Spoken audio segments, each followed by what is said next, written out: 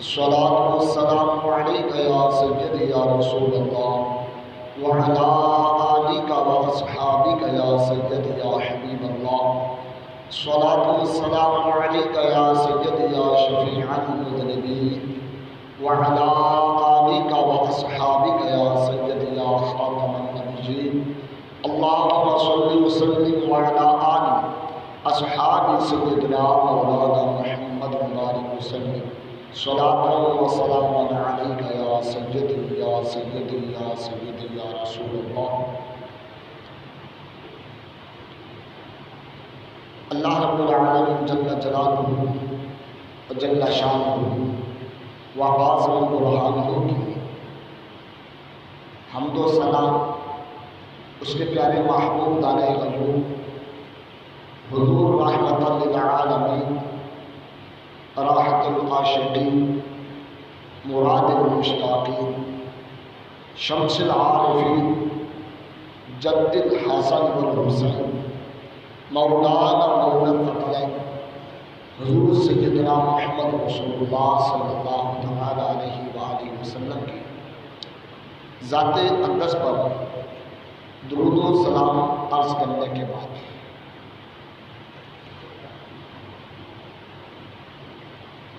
آج فی زمانہ ہر شخص کی حالت سوچ یہ ہو گئی ہے کہ بس میرے لیے وہی بہتر ہے، میرے لیے وہی اچھا ہے جو میری خوشامد کرے، جو یہ کہے کہ بس جو کچھ کر رہا ہوں ٹھیک کر رہے، یا میں اس کو کچھ کہوں تو میری بات مانے لے، میں اس کو کہوں کہ ہم نے تاش کھیلنے وہ تاش کھیلے، ہم نے گیم لگانی وہ گیم لگائے، ہم نے سینما گھر جانا وہ سینما گھر جائے، بس جیسے میں کہوں ویسے وہ کر لے. جبکہ قرآن مجید فرقان حمید نے ہمیں اہل کے لیے امانت سونپنے کا حکم ارشاد فرمایا ہے. یعنی جو شخص اہل ہو اس کو امانت دی جائے، جو اہل نہ ہو اس کو امانت نہ دی جائے. یعنی اس کی سادہ سی مثال جو سمجھ لیں، جس کو آج کی زبان میں ہم میرٹ بولتے ہیں کہ جو میرٹ پر ہو وہ آ جائے، جو میرٹ پر نہ ہو وہ نہ آئے. لیکن افسوس کی بات یہ ہے کہ میرٹ کا نام باقی رہ گیا، ہم نے میرٹ کے لفظ کو دفن کر دیا. میرٹ کس چیز کا نام ہے اس کی کوئی خبر نہیں ہے. میرے مصطفیٰ کریم صلی اللہ تعالی علیہ وآلہ وسلم نے ارشاد فرمایا، جس کا خلاصہ یہ ہے کہ حضور علیہ السلام نے فرمایا کہ اگر کسی جماعت کا امیر بنایا جائے، یعنی کسی پارٹی کا کوئی ذمہ دار چنا جائے، کسی تحریک کی کسی کو ذمہ داری عہدہ دیا جائے، اور جس کو عہدہ دیا گیا ہو دوسرا شخص اس سے بہتر موجود ہو،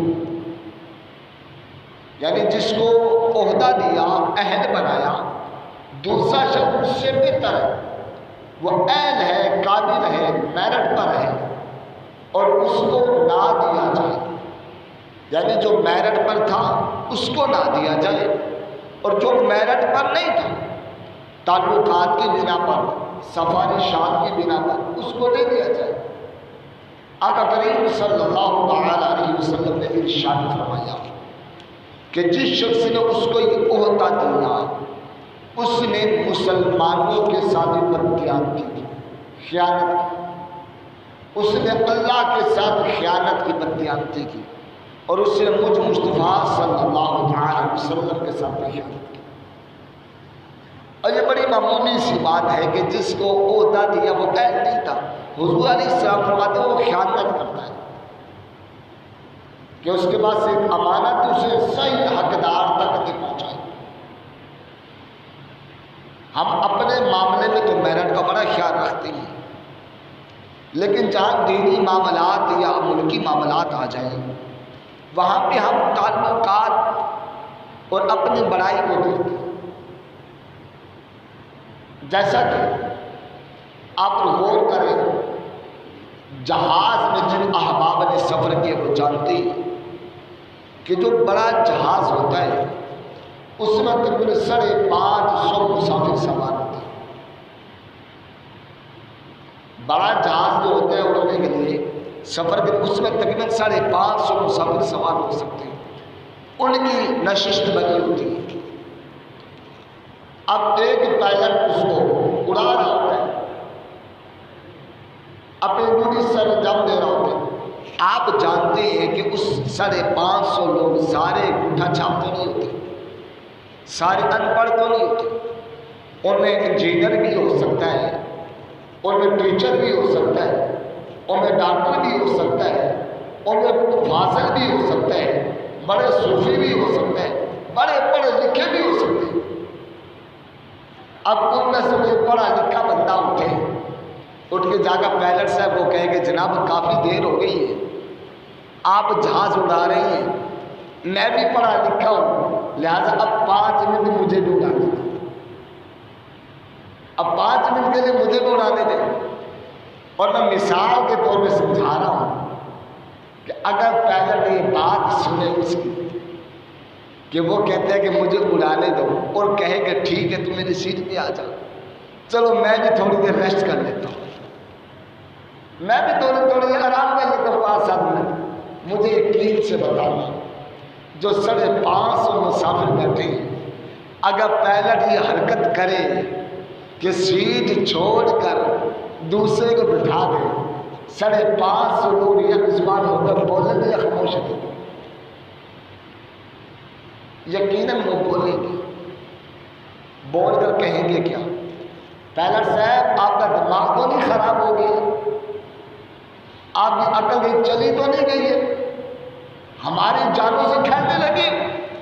یہ انجینئر ضرور ہے، یہ ڈاکٹر ضرور ہے، ٹیچر ضرور ہوگا، لیکن پائلٹ یہ نہیں ہے، یہ اس کا اہل نہیں ہے اس سیٹ پہ بیٹھ سکے۔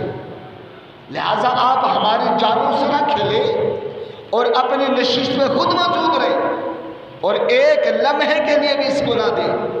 ہم چند منٹ کے لیے اس شخص کو برداشت نہیں کرتے، کیوں کہ وہ میرٹ پر نہیں ہوتا۔ میرے بھائی، جب ہم کسی جماعت کا امیر بناتے ہیں، تحریک بناتے ہیں، یا کسی کو اپنے امامت کے لیے چنتے ہیں، پسند کرتے ہیں، مجھے یقین سے بتانا کیا امامت کے مسلح پہ کھڑے ہونے والا شخص کبھی ہم نے یہ بھی دیکھا تو میرٹ پر ہے نہیں کہ نہیں؟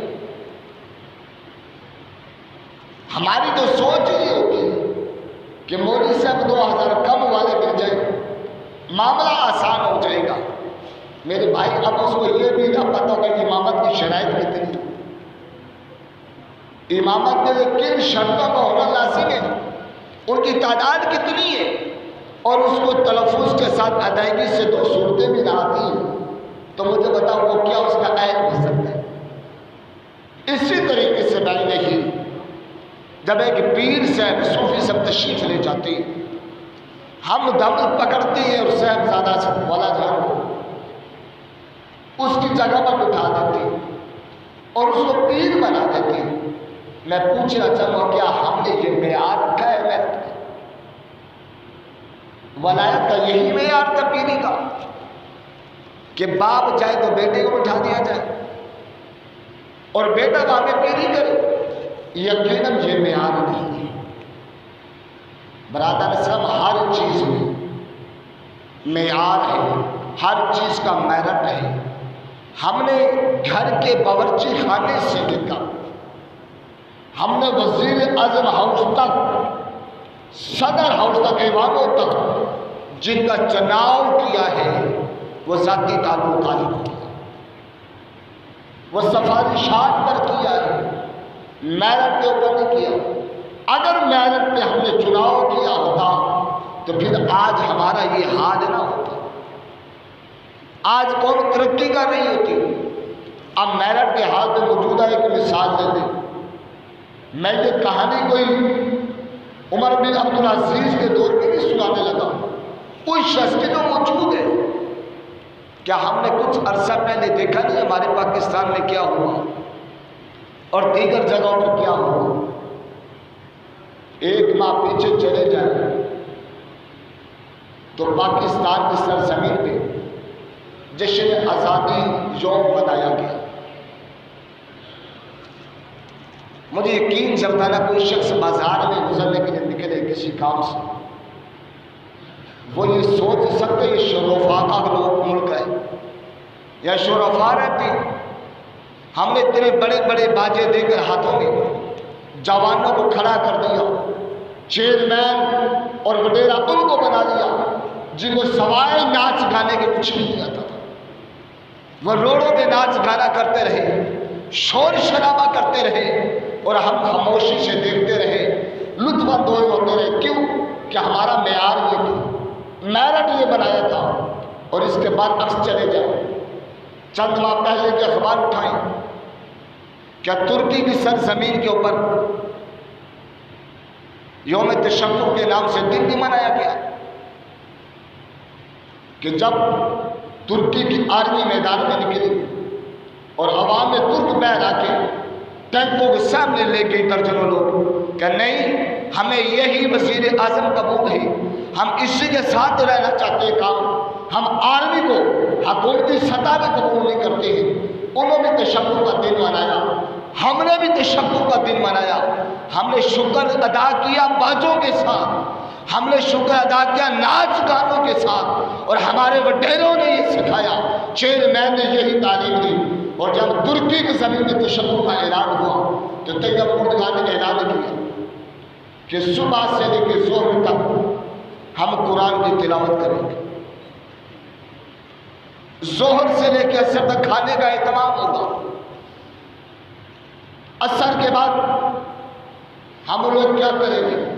ہم لوگ اجتماعی طور پہ توبہ استغفار کریں گے، اور عشاء کی نماز ادا کرنے کے بعد بڑا سنہری کام تھا کہ ہم سب جمع ہو جائیں گے اور سارے اہل ترک مدینے کی طرف رخ کر کے زبان حال سے کہنا الصلاۃ والسلام علیک یا رسول اللہ، الصلاۃ والسلام علیک یا حبیب اللہ۔ یہ صیغے لکھ کر دیے برادر اسلام۔ یہ بھی حال تشکر تھا، یہ بھی حال تشکر تھا باجوں کے ساتھ۔ سبب کیا تھا؟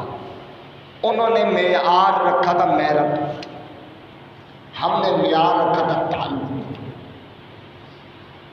جیسے ہمارے یہاں معیار تعلق اس کے دل میں چڑھ گئے، کیا اسلام کے اندر یہ معیار ہے؟ ایک ایسا شخص برے صغیر کے اندر گزرا ہے جس کے نام سے بچہ واقف ہے۔ کون؟ اگر ہم کسی سے پوچھے بچے سے ذی شعور سے بتاؤ برے صغیر پاک و ہند کی زمین پہ ایک ایسا شخص جس نے کم و بیش ایک محفل میں 90 لاکھ غیر مسلم کو کلمہ پڑھا دیا، اس کا نام کیا؟ آپ جانتے نام کیا اس کا؟ جس نے 90 لاکھ کو کلمہ پڑھا اس کا نام کیا؟ ہر ذی شعور میں اس کو خواجہ غریب نواز کہتے ہیں، معین الدین اجمیری کہتے ہیں اس کو۔ لیکن اگر میں یہ سوال کروں میرے بھائی، معین الدین اجمیری کے وہ اللہ نے 14 شہزادے عطا کیے، 14 بیٹے دیے، بتاؤ کسی ایک کا نام بھی جانتے؟ 14 بیٹے، 14 میں سے میں کہتا ہوں مسلمانوں ایک کا نام بتاؤ یاد ہے؟ ایک کا نام یاد نہیں۔ لیکن آئیے، میرٹ کس چیز کا نام تھا؟ ہمارے اسلاف نے میرٹ کیا دیا؟ حضور خواجہ غریب نواز علیہ رحمت سے سوال کیا آپ کی حیات طیبات میں کہ بابا جی آپ کے بعد ہم آپ کو کہاں پائیں گے؟ آپ کا فیض کس در سے ملے گا؟ آپ کی دولت کہاں سے ملے گی؟ آپ نے فرمایا میرے 14 شہزادے اور 14 کے 14 نیک تہجد گزارے متقی ہیں، لیکن سن لو سوال کرنے والوں، اگر غریب نواز کا فیض چاہیے تو تمہیں دہلی سے ملے گا۔ میری ساری نظر دہلی میں ہوگی۔ کیا دہلی میں آپ کا شہزادہ ہے؟ کون ہے؟ پوچھا بابا جی ہے کون؟ فرمایا میرا منظور نظر، میرا محبوب میرا بیٹا ہے۔ پوچھا نام کیا ہے؟ فرمایا میرا خلیفہ بختیار کاکی۔ اگر اولاد ہی میں یار ہوتی تو آپ اپنی دستار اولاد کے سر پہ رکھ دیتے۔ تہجد ہی کی بنا پہ ولایت اور پیری کا معیار ہوتا تو 14 شہزادے تھے، ایک کو منتخب فرما دیتے۔ فرمایا نہیں لوگوں، 14 بیٹے ہیں معین الدین کے، ہے بھی نمازی، متقی ہیں، لیکن فیضان تمہیں بختیار کاکی سے ملے گا، میرا فیض بختیار کاکی سے ملے گا۔ خواجہ غریب نواز نے تعلیم دی کہ لوگوں پیری وراثت نہیں ہوتی، ہر نااہل کو گدی میں نہ بٹھا دیا کرو، پیر کی محبت میں اولاد کو سر پہ نہ چڑھا لیا کرو، معیار رکھا کرو، میرٹ دیکھا کرو۔ تو میرا میرٹ یہ ہے کہ میرے میرٹ پہ میرے 14 بیٹے نہیں اترتے، وہ بختیار کاکی اترتے۔ اللہ نے بختیار کاکی کو اولاد سے نوازا، مالا مال کیا، بڑا چشتی فیضان چلا۔ حضرت بختیار کاکی رحمت اللہ تعالیٰ کے حیات طیبات میں 2 سوال، اتنا بڑا معیار بختیار کاکی کا کہ دہلی کا گورنر، وزیر، بادشاہ حضرت بختیار کاکی کے ہاتھ میں مرید ہو گیا۔ اور مرید یہ نہیں ہوا کہ جی 2 طرفی مرید ہو، کہ ایک طرف ادھر مرید ہو اور پیر صاحب کے ہاتھ چلے، پیر صاحب کے پاس بیٹھے نمازیں پڑھے، اور دوسری طرف جناب چوروں کی محفل میں بھی جو غاصب امانت میں خیانت کرنے والے ڈاکو ہیں ان کے ساتھ بھی بیٹھا، جواریوں کے ساتھ بھی آ رہی ہے، ڈکیٹوں کے ساتھ بھی آ رہی ہے، بدماشوں کی محفل میں بھی جاتا ہوں۔ نہیں، معیار کیا بنایا مرید کا؟ آپ نے فرمایا لوگوں اگر میں فوت ہو جاؤں، میرا جنازے کے لیے میری وصیت یاد کرو۔ ہاں بختیار کاکی کا معیار جنازہ دیکھیں ابھی امامت کا، جی کیا معیار ہے، وصیت کیا ہے؟ ہاں بختیار کاکی علیہ السلام فرماتے ہیں لوگوں وصیت یہ ہے کہ میرے جنازے کی امامت وہ شخص کرے کہ جس نے توبہ کرنے کے بعد، جب سے توبہ کی اس کے بعد کبھی اس کی تہجد قضا نہ ہو۔ توبہ کرنے کے بعد اس کی فرض نماز نہ رہی، توبہ کرنے کے بعد جو اہم معیار تھا بڑا ہی، فرمایا توبہ کے بعد کبھی کسی غیر بیوی پہ نظر نہ ڈالو،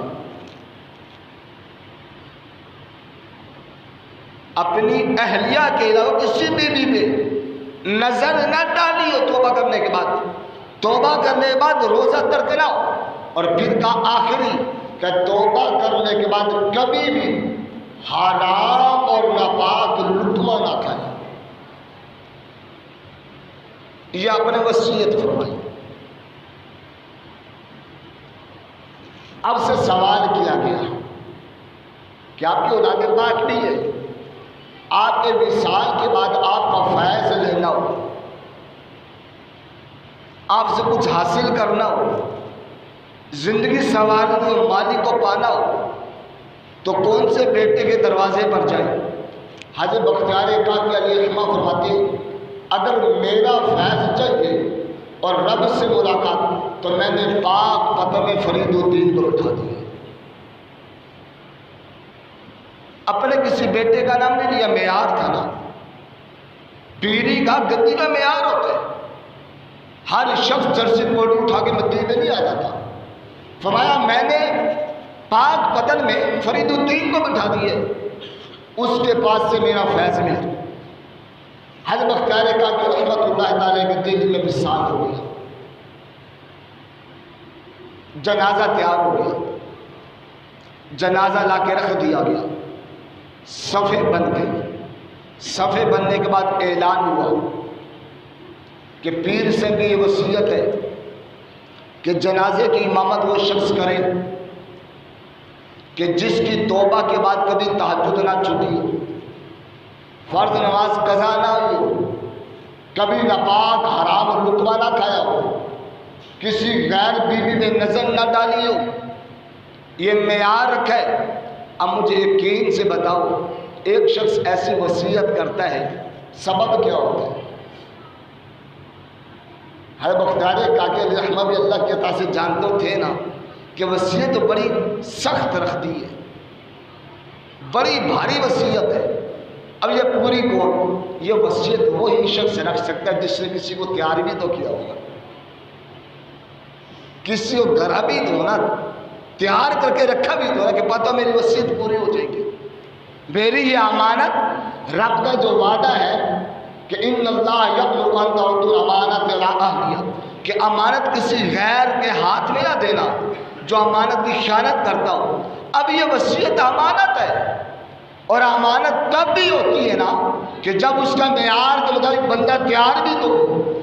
اعلان ہوا، کئی صوفی وقت کے پیر بڑے بڑے علماء مفکر موجود تھے، سب کی گردنیں جھک گئی، کوئی قدم آگے نہ بڑھا سکا.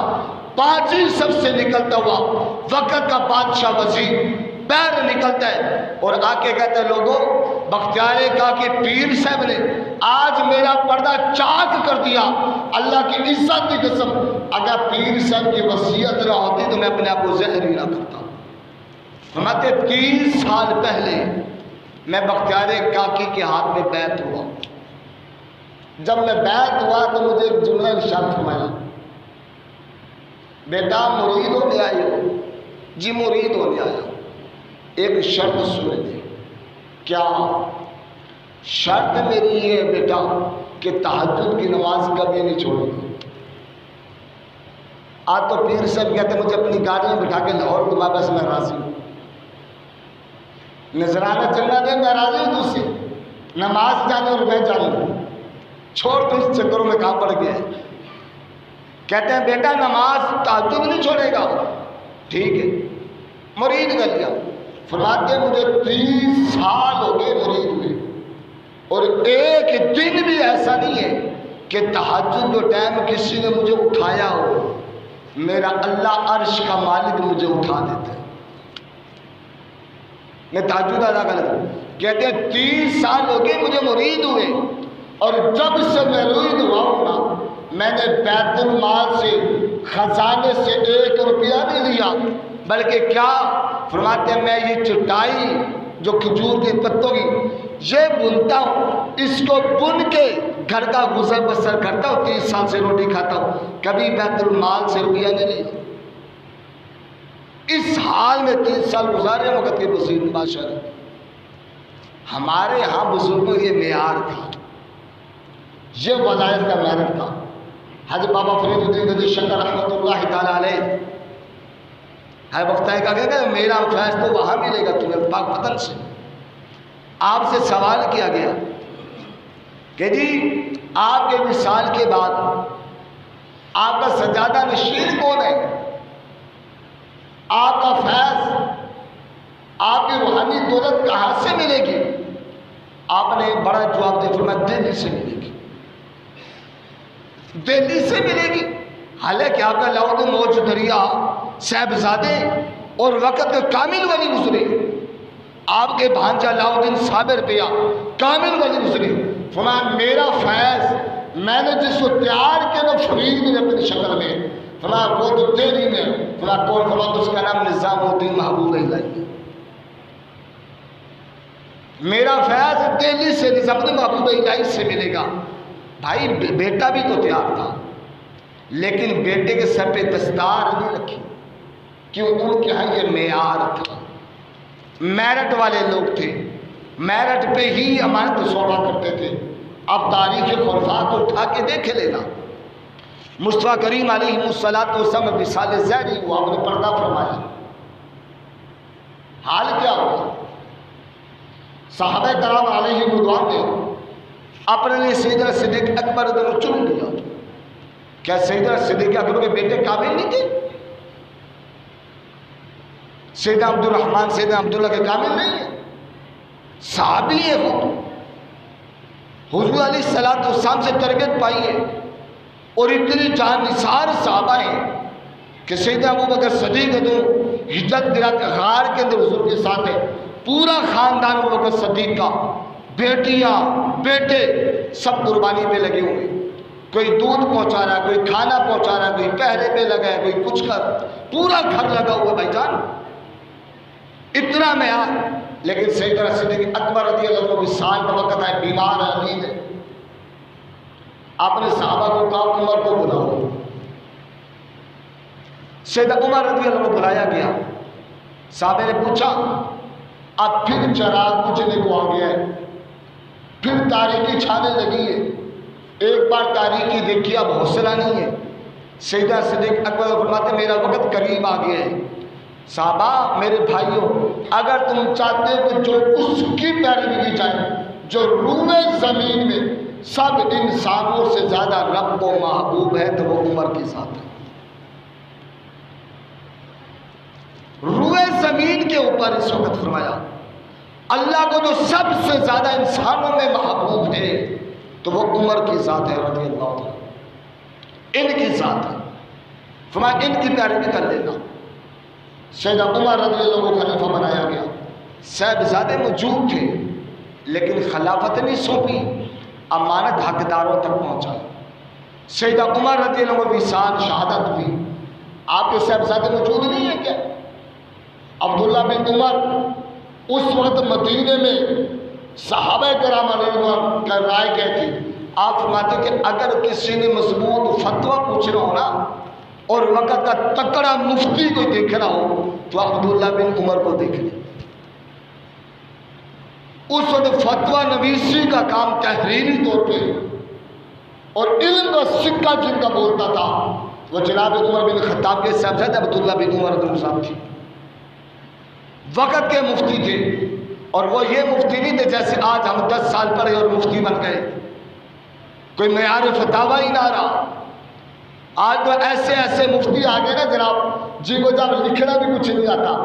مجھے یاد پڑتا میرے مرشد گرامی استاد مکرم، ایک وقت اب جب بھی ہوتا آپ اپنا محمد اشفاق لکھتے تو آپ سے کسی نے سوال کیا جب اتنے وقت مفتی ہیں، مفتی اعظم پاکستان کا لقب آپ کو ملا ہے، آپ شیخ القرآن ہیں، آپ اپنے ساتھ مفتی کا لقب نہیں لکھتے۔ آپ نے ایک مثال دی، آپ فرماتے ہمارے پاس نا علاقے میں گاؤں میں ایک ملک صاحب تھے، میں کسی کو نشانہ نہیں بنا دی کہ سب یہ جو حقیقی بات میں کروں، ملک صاحب تھے، اور ملک صاحب اس وقت میں پسٹل اپنے ساتھ رکھتے تھے، اپنے ساتھ پسٹل رکھتے تھے بڑے ناز سے۔ ایک وقت آیا کچھ عرصے بعد، آپ فرماتے ہیں مفتی صاحب فرماتے کہ بیٹا اس نے پسٹل رکھنے ملک صاحب نے چھوڑ دی۔ ہم نے سوال کیا ملک صاحب اب حالات بھی خراب ہو رہے ہیں اور اب دشمن دار لوگ نہیں ہیں، پہلے آپ اپنے ساتھ پسٹل رکھتے تھے اب نہیں رکھتے، سبب کیا ہے؟ کہتے ملک صاحب نے جو جواب دیا بڑا کام کا تھا۔ فرماتے کہ مفتی صاحب ماجرا یہ ہے کہ جب میں رکھتا تھا اس وقت کسی کے پاس نہیں تھا، میرے اکیلے کے بعد اب فخر تھا، ناز تھا، ہے کوئی چیز۔ اب تو ریڑھی پانے والے کے پاس بھی پسٹل آ گئی ہے، اب رکھتے ہوئے شرم آتی ہے، اب کوئی معیار پسٹل کا نہیں رہا نا، اب ہر شخص کے ہاتھ میں آ گئے، ہر ریڑھی والے نے بھی رکھا ہوا ہے، اب عزت کا کام نہیں ہے فخر کا، اب شرم آتی ہے۔ مفتی صاحب فرماتے ہیں کہ ایک وقت تھا کہ مفتی کوئی ہوتا تھا، اب جس سے 2 کتابیں بھی نہیں پڑھی وہ بھی مفتی لکھ لیتے ہیں، اب ہمیں شرم آتی ہے مفتی لکھتے ہوئے۔